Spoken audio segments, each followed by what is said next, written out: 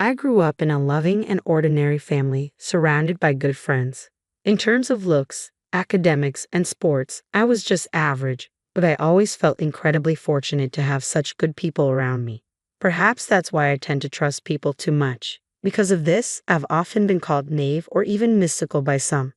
This story is about my pathetic mother-in-law who took advantage of my trusting nature. My name is Mary. I'm 31 years old and I work as a salesperson. My husband Jake and I got married just a year ago, so I still feel like a newlywed. I used to say, let's have a baby, but honestly, I was still enjoying our newlywed life.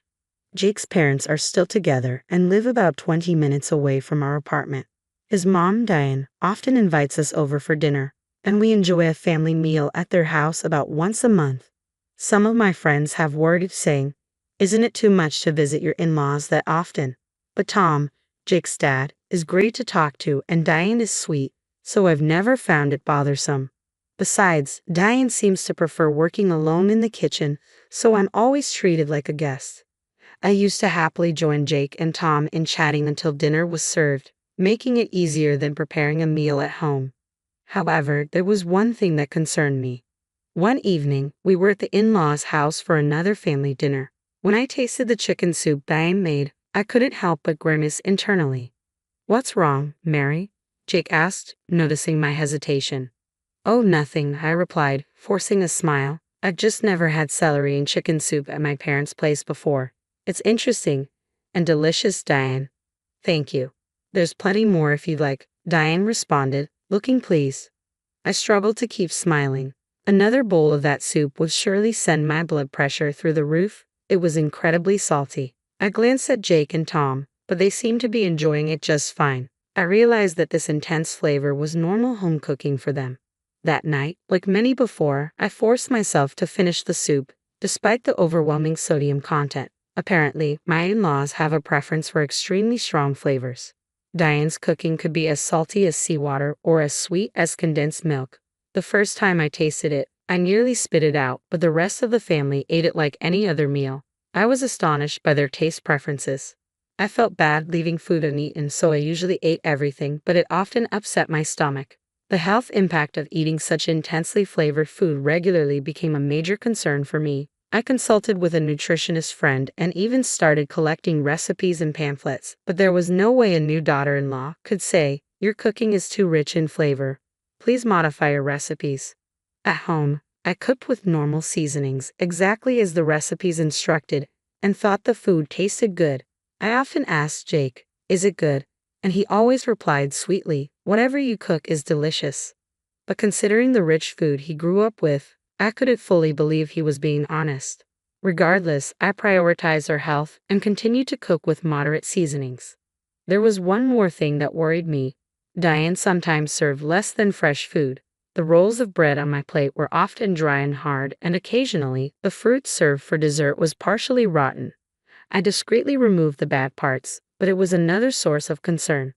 I couldn't bring myself to eat, but I was increasingly worried that my in-laws might end up with food poisoning sooner or later.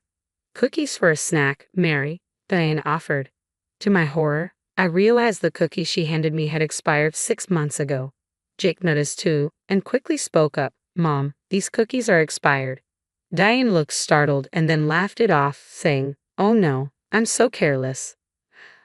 I felt relieved that she didn't seem too concerned, but my relief turned to alarm when I found the same box of expired cookies mixed into the snack bag she gave me on our next visit. I had seen this kind of behavior before, the time my grandma started showing signs of dementia. Could it be happening to Diane too? She was only in her 50s, but I began to doubt whether her forgetfulness was just carelessness or something more serious. I wanted to talk to Jake about Diane's overly seasoned food and the possibility that she might be showing early signs of dementia, but I was afraid it would be too much for him to handle. Then one day, a small miracle happened. We found out I was pregnant. I'm finally going to be a dad. Do you think it's a boy or a girl? Jake asked excitedly, stroking my belly every day. When should we tell our parents? Should we wait until the end of the first trimester? He continued. Well, the doctor just confirmed the heartbeat, but I want them to know in case something happens. We'll tell them after the 12-week checkup. I replied, I guess we just have to wait and see. I can't wait to tell everyone. I think my mom's going to cry when she hears the news, Jake said, his excitement infectious.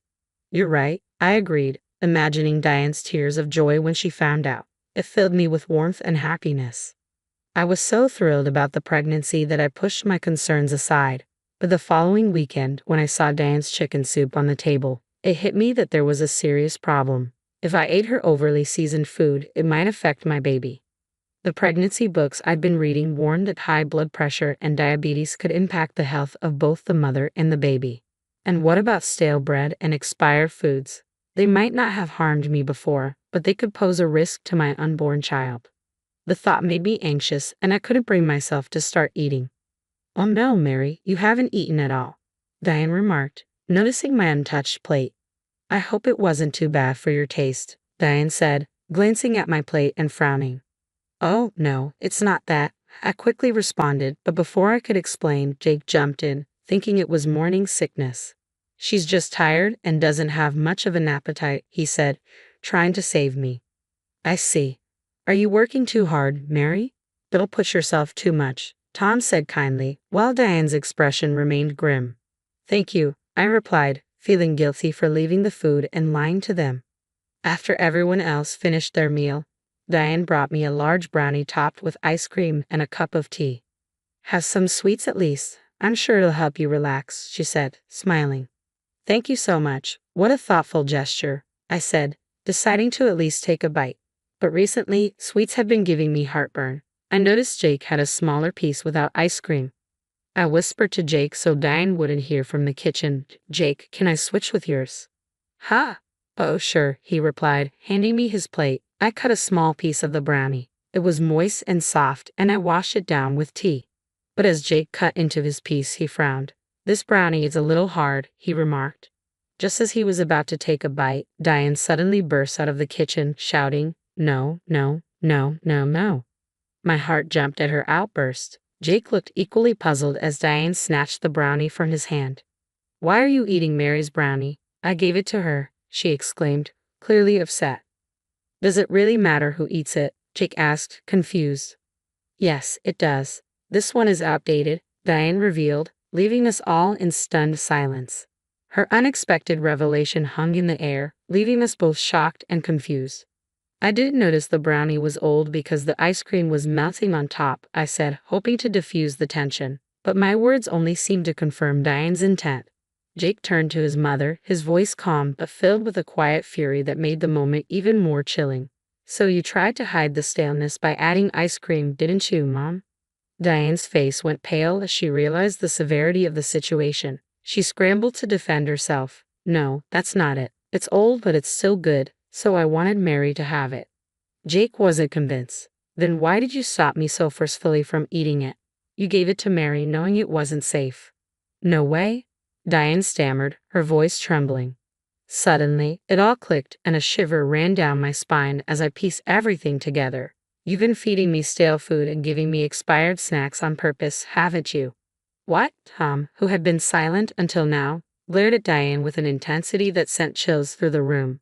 What's going on, honey? Diane, visibly shaken, tried to explain herself. It wasn't on purpose. I just had some leftovers, and I didn't want to waste them, so I gave them to Mary. That's what you call on purpose, Jake shot back, his voice cold. I can't think of any good reason to make someone else eat food you don't want. But she's not really our family, Diane muttered, her voice barely audible. She's an outsider, so why not give her the old food? Jake's eyes narrowed. You became part of my family too, but you were never treated like that. No, but... Diane's voice faltered as she banged on the table in a panic, her composure unraveling. As I watched her, my heart sank. The Diane I thought I knew was nowhere to be found. I had loved Diane so much, but now I was deeply disappointed. I wondered if everything I believed about her kindness was just an illusion. The more I thought about her betrayal, the more disgusted I felt. She now seemed like a distressed demon, scrambling to make excuses. But there was something else gnawing at me. Was it really harmless? Could it be that the intense flavors in your food were intentional too? What? What are you talking about? Tom and Jake looked at her in disbelief. Diane's expression faltered, revealing a hint of guilt. Jake grabbed my bowl of chicken soup despite Diane's desperate attempt to stop him. Don't, Jake. Ignoring her, he took a spoonful and immediately spat it out. This tastes like seawater.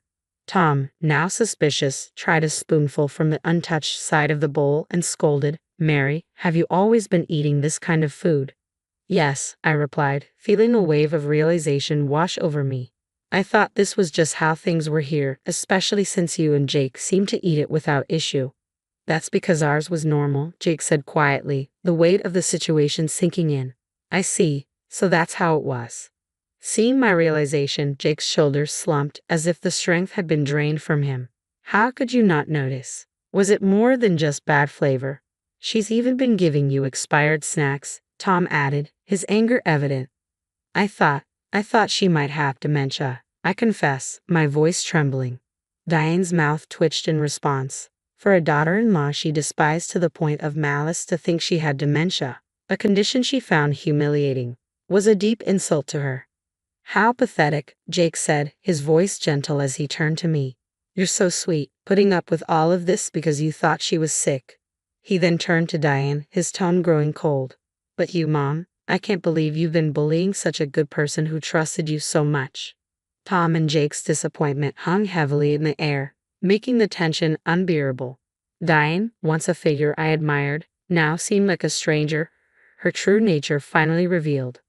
I never imagined Diane could be this kind of person. That's why I consulted so many people saying things like, Diane's taste buds seem off and I'm worried about her health. She's still in her 50s, but she's showing signs of dementia. Dementia, Diane's expression quickly changed, a flicker of panic crossing her face as she realized her actions hadn't gone unnoticed. Yes, I talked to many people, my parents, friends, even some colleagues at work. I continued, pulling out a stack of pamphlets from my bag. They were all so helpful, giving me tips and resources. Here, take a look. I handed the pamphlets over, piling them on the table. I had been carrying them around, intending to discuss this with Tom and Jake someday. I never expected they'd come in handy in this way. Wow, you were really worried about her, Tom said, unfolding a pamphlet as if touched by my concern. But Diane was furious. You're terrible. I'm not sick, she shouted. No, it's you who are terrible, Jake snapped back. Unlike you, she has a pure heart. She was sincerely concerned about you. Shut up, Diane screamed, her voice shaking with rage. I never liked her from the beginning. She pointed at me, her eyes burning with anger. You, with your dumb face, took my beloved son away from me. He didn't even notice the harassment. Are you serious? You're an idiot if you can't see what an amazing woman Jake married. Tom shot back. You were fooled by your own jealousy. What? Diane was taken aback, her fury momentarily halted. In front of me, my in-laws were locked in a fierce argument. It was shocking and painful to see someone I once trusted turn against me so viciously. As I lay in bed that night, Jake whispered to me, Why didn't you tell me before we got married? If I had known. Diane, overhearing, looked momentarily hopeful, as if hoping for some redemption, but Jake's disappointment was clear. The rift between us all had deepened, and there was no going back. I knew it. Jake was on my side. If I had known earlier, he said quietly, I would have cut ties. Ignoring Diane's despair, Jake held me tightly. I'm sorry, Mary. I didn't realize how much you were going through. I'm sorry too, I replied, for not recognizing her true intentions sooner. Diane's eyes twitched, clearly shocked to hear such words from someone she had always looked down on. I married you because you were pure and kind, Jake continued. Don't worry, we'll never come here again. Wait, Diane pleaded, her voice desperate. You can't do this. I'm your mother. You were a terrible mother, Jake said firmly. I'll never let you see your grandchild. A grandchild? Diane's eyes widened as she finally noticed my belly. If only she had realized earlier, before her schemes consumed her, things might have turned out differently.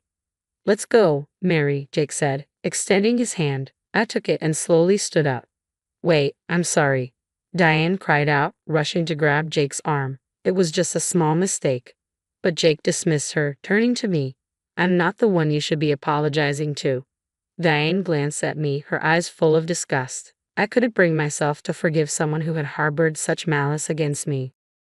Before she could say another word, I spoke up. I trusted you completely, and you betrayed that trust. I can never trust you again, not for the rest of my life. I won't allow someone like you near my precious child. Goodbye. No.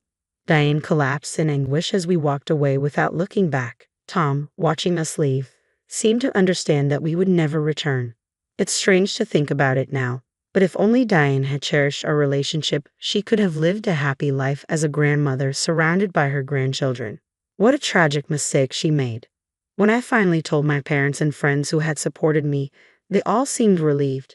You finally realize, they said, some stunned, others nodding knowingly. Apparently, everyone but me had been aware that I was being mistreated, but they hadn't said anything because they knew how genuinely concerned I was about Diane. At least they had listened to me, collecting pamphlets and offering advice, waiting for the day I'd see the truth for myself. When that day finally came, I felt a wave of shame and embarrassment. My face burned with it. But thanks to the mountain of material everyone had given me, I was able to prove that my concern had been genuine. Because of their help, Jake and Tom were completely on my side. I realized then just how blessed I was by the people around me. Now, 2 years later, my life has taken a different turn. I've been busy taking care of my little son, who is celebrating his first birthday today. I'm hard at work preparing a birthday cake, fried chicken, and other dishes I'm not accustomed to making. Jake has been a great dad, playing with our son and changing his diaper.